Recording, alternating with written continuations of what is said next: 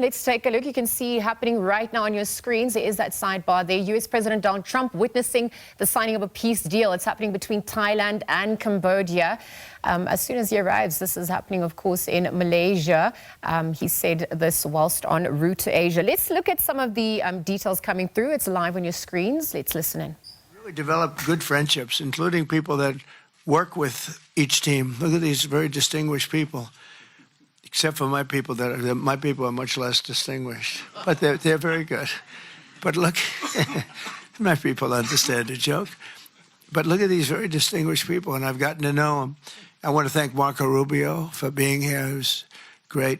You always help. He's born for this job. He really was. He was born for this job. Secretary of State Jameson, thank you very much for all you did on helping too. He's the foremost expert on trade, and we're going to be doing another couple of stops where we'll be talking about no war, just pure trade. We'll be talking to President Xi in a day. We'll be stopping at Japan. We'll be stopping at South Korea, and we'll be doing some other things, but they're more related to trade.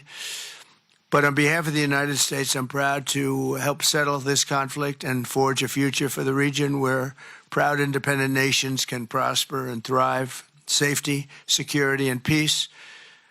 It's an amazing thing that's happened to the United States because a year and a half ago, we were a dead country. We were actually a dead country, and now we're the hottest country anywhere in the world. And when I called you, we were in the process of becoming hot. It's actually quite a while right now, but we were sort of on our way, and we had won the election big in a massive amount.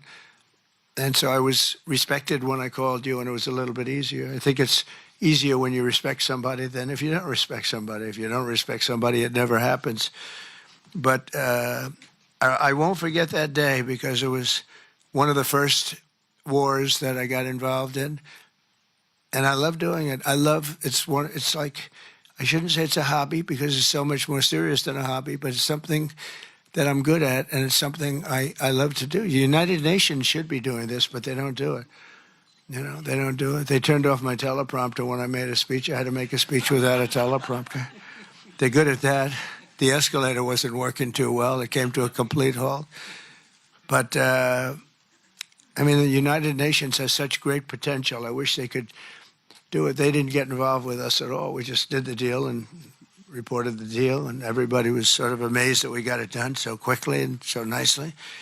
But now I'd like to ask Prime Minister Anwar to say a few words, and then we'll hear from Prime Minister Hun Manet and Prime Minister Newton. And these are, I just have to say it for a last time, these are incredible men. The way they came together, the way they worked so hard, and we worked long hours. It was not long days because the days were few in number, but the hours were very long and very intense. There was a lot of intensity going on because there was a lot of shooting happening while we were talking. That brings it to a new level. And the three men sitting there should really be credited with having done just an incredible job for humanity. Thank you all very much. It's an honor to have worked with you. Appreciate it.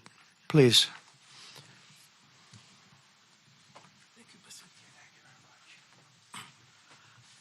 Thank you, President Donald J. Trump, for giving us this honor. And on behalf, of course, Malaysia and our colleagues in ASEAN, I must thank you for your concern, for your empathy, and for your commitment to support this peace deal.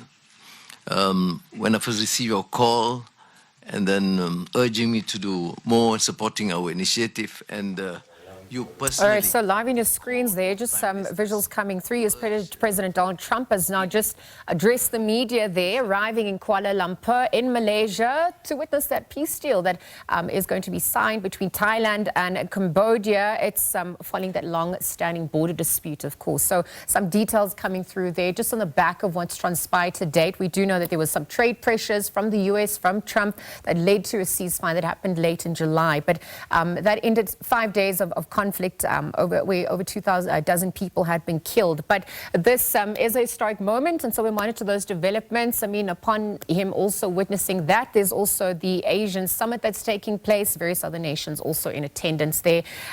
Also, he will be meeting with Chinese counterpart Xi Jinping on the sidelines of that meeting as well.